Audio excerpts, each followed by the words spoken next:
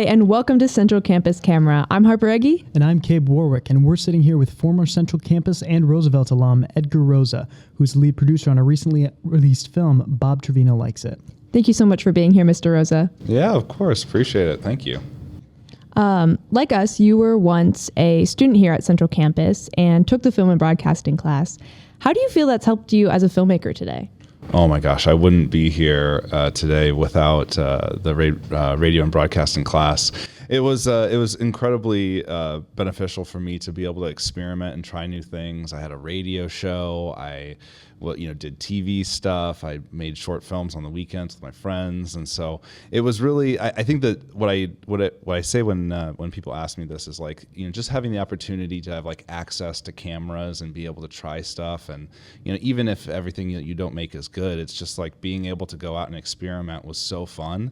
And while I was in high school, a lot of my friends were in bands and would do shows and stuff, and so I was always the guy that was like running to their show and like filming it live and then coming back and editing the footage for them. And so I can't say enough about how wonderful it was to have the opportunity to be a part of like the radio and broadcasting class and just like I said, the opportunity to have access to equipment was really powerful.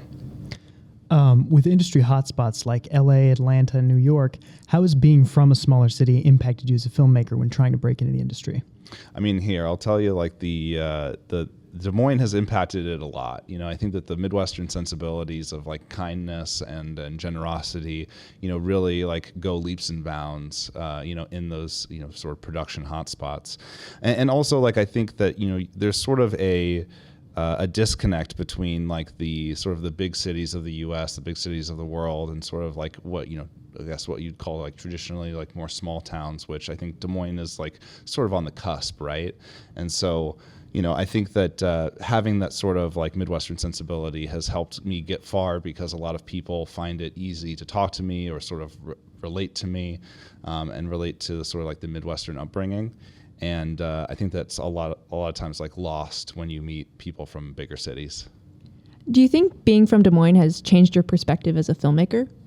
Oh my gosh, absolutely. A lot of films are made for big audiences, right? A lot of creative things are made for big audiences, but I think that being from here has humbled me and humbled the projects that I work on. And there's a sort of reality that you want to have when you come to a creative project, and I feel very grounded in that reality. What do you feel are the benefits of getting a college education in film? Because obviously, you went to Emerson College and you got your master's at the American Film Institute, but sometimes you can just go straight out into the industry. So what did you feel after going through this program and then going into college? How did you feel that benefited you?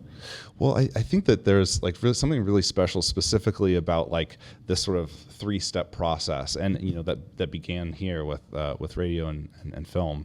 I think that you definitely can go out there, in New York, LA, Atlanta, and start PAing on projects and sort of work your way up. And there's nothing wrong with doing it that way. But I think that for me, what I really enjoyed and what was, what I wanted to focus on is like continuing to hone my craft, continuing to get better and better and better. And so even as I'm able to make projects and sort of test stuff out, with each thing, I'm sort of like refining it, getting slightly better. And so, step one was, being here. And, step two for me was Emerson, and I was able to sort of like hone in, here I knew I wanted to be a filmmaker. At Emerson, I knew I wanted to be a producer. At AFI, I knew that I wanted to be like logistics and budgeting and scheduling. And so, it was sort of like, in hindsight, right, it's 2020. It was a 3-step process, of course, right? But as I was going through it, it sort of, in real time, it felt just like a natural evolution. I think that, college gives you, college, much like, here at Central, like gives you opportunities that you wouldn't normally have, and exposure to people that you wouldn't normally have. And I think it's important for people, especially from small towns, to try stuff that they aren't usually used to doing, and that was a big thing for me, is like, how can I continue to try new things and experiment and learn from my mistakes, and then also like, enjoy and appreciate the other creative people around me. Would you say in your experience that employers put more emphasis on the degree you get or the school you get it from? Like, for example, would a BFA from DMAC compare to a BFA from the American Film Institute? Oh, man. I think that employers, it really depends.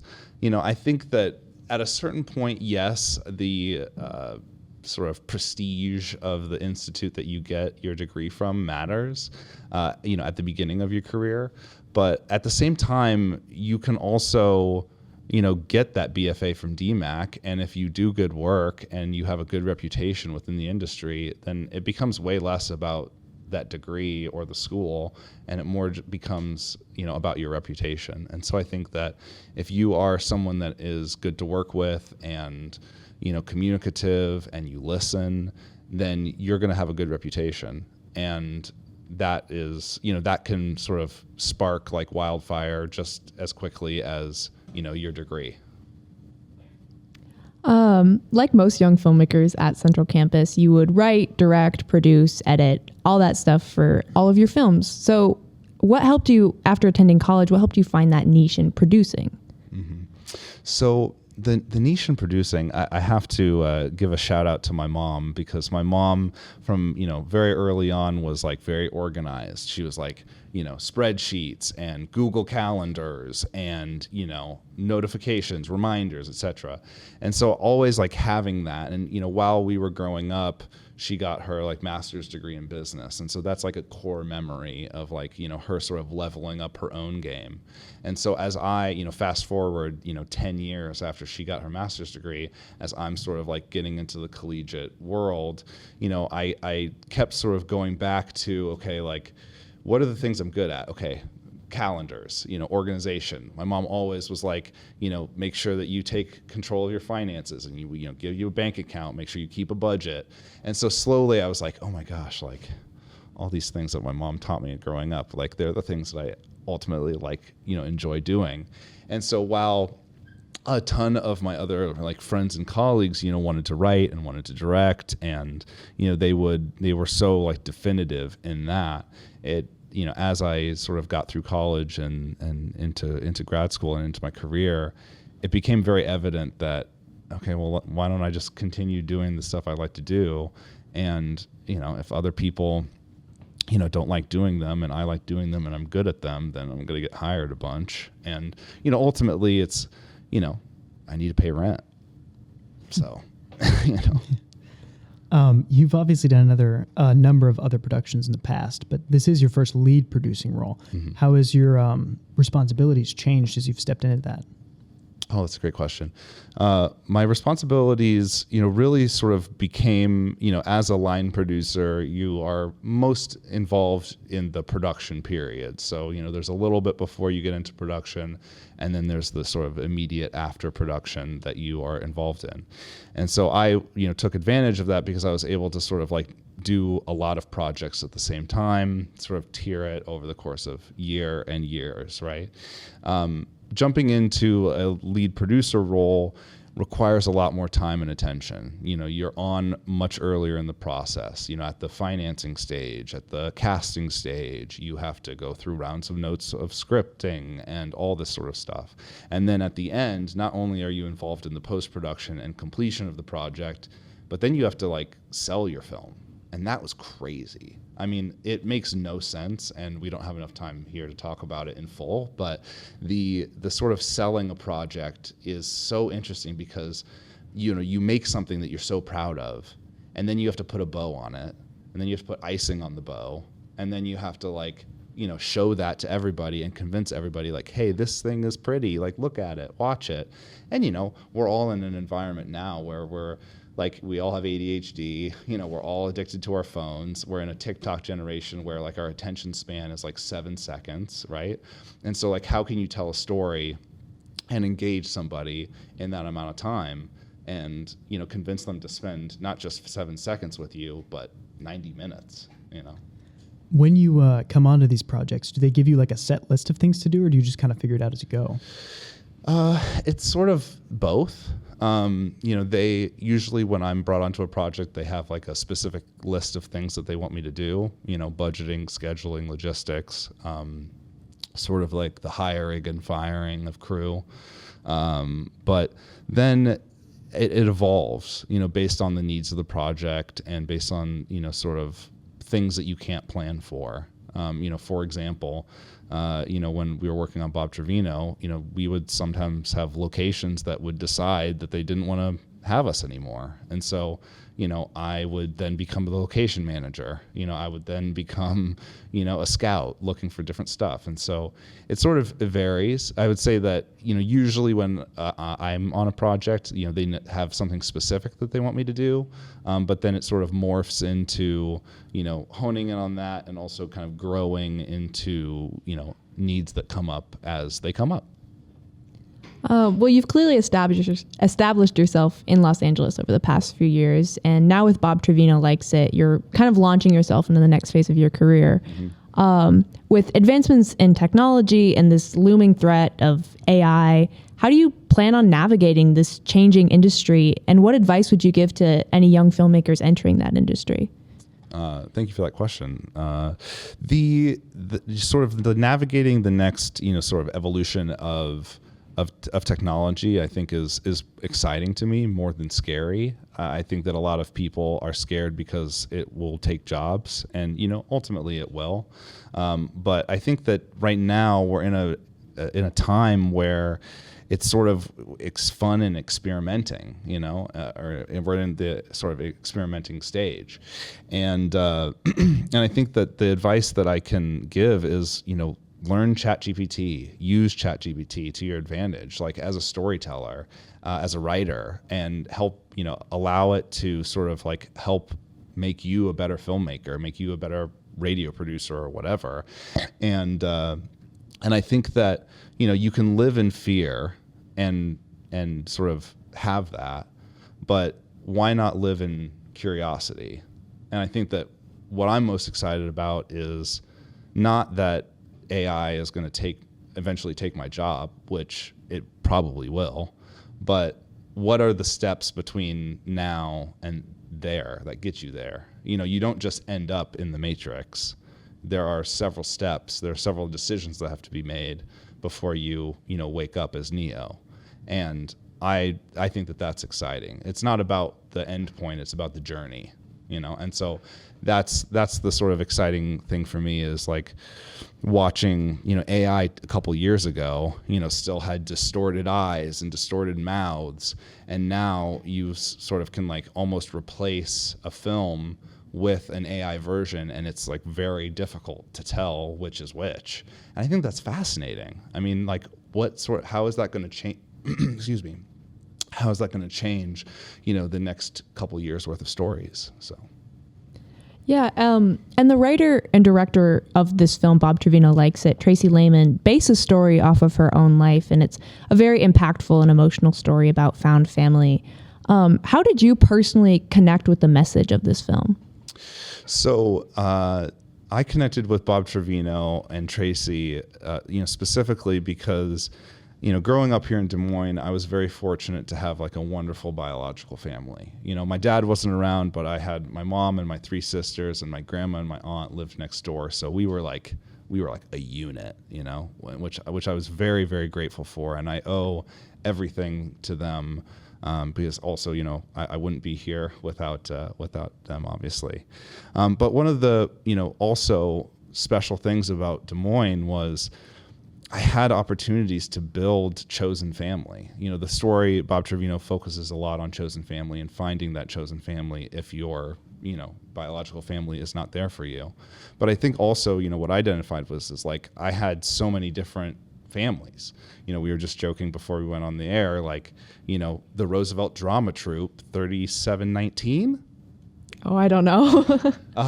The Roosevelt Drama Troupe, like that was my chosen family. The Des Moines Playhouse, chosen family. Radio, TV, and Film, chosen family. Heartland Youth Choir, chosen family. And so, I had all of these different groups that sort of became my family. And so even though I wasn't at home, I was in the theater, I was in in the studio, like I still had the comfort of family. And so I think that me being a part of this film, and as in the last 2 years, as I've evolved with it, it sort of has become my thank you, my homage to my own chosen family. Kind of looking back and looking around a little bit, what would you say was your highlight of your time at Central Campus and the highlight of your most recent film? Oh my gosh, that's a good one. The highlight of my time at Central was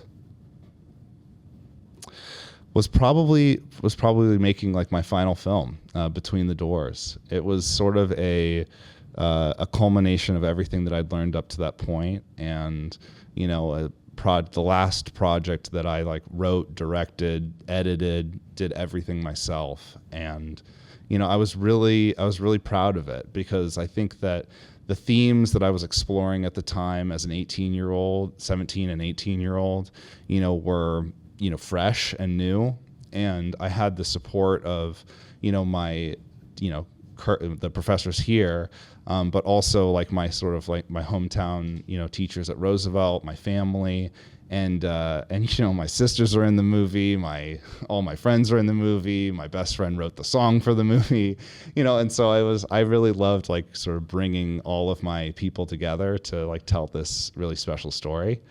And the highlight of being a part of Bob Trevino was that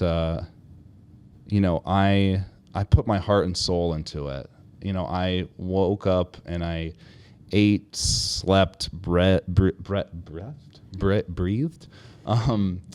everything Bob Trevino for, almost a year. And it was everything. And so I truly feel that, this is the best project that I've worked on so far in my career. It's the one that I'm most proud of. And I think that it does the best job at showing my capabilities as a producer. That's awesome. We've talked about how you look forward to the future. What would you say is next for you? Ooh, what's next for me is my business partner Marie and I, are running a company called Purple Intuition, where we're dedicated to telling stories of marginalized communities. And, we have a couple projects on the horizon that we're really excited about, feature films. And, so we're continuing to work to get those ready for production, get them financed, get them casted. So we're working on that. And then, we're also looking to, finish post on a couple films that we did last year. We were very fortunate last year, and we were able to work on 3 feature films in the second half of the year. And, I'm feeling pretty good about 2 of them. Being good movies. So we're sort of working to complete those, and while developing our own projects, and continuing. Right now we're currently actively reading to find another feature film to sort of take on under our wing, and hopefully get it made. So. What has it been like starting your own production company? I mean, obviously you've had a business partner, but it's really building something from the ground up instead of trying to just joining a movie where maybe the script is already written and everything. Sure. Starting your own business is tough. But I think that what is really great about it is that you have control over everything. You sort of get to decide. And so there's a lot of planning that takes place. There's a lot of organization and, money that needs to go in before you sort of see any return. But having that sort of structure is really beneficial, and having someone to share it with, so it's not just on you. I think that starting a business as a solo is, something that would be, really tough for me to imagine, because there's just so much that goes into sort of the day-to-day operations, right? But I think that what I've really enjoyed is having the autonomy over making the decision and making decisions over the types of projects that I want to make. It's really easy to get into this industry and make reality TV and make a ton of money off of reality TV. I used to be like that too. I was convinced I wanted to be on MTV Cribs or Real World. I thought that I wanted to be a social media star, right? But there isn't the sort of heart or message in those types of projects where being able to sort of join things or be a part of things through a company that I'm a part of, it sort of solidifies like the messages that I want to tell of, marginalized people and stories that you don't normally see. All right. Well, I think that's all the questions we have. Thank you so much for sitting down with us, Edgar. Once again, this is Central Campus Camera with Harper Eggy. And Cabe Warwick. And this has been Edgar Rosa. Make sure to go check out his new film, Bob Trevino Likes It. Thank you so much. Of course. Thank you.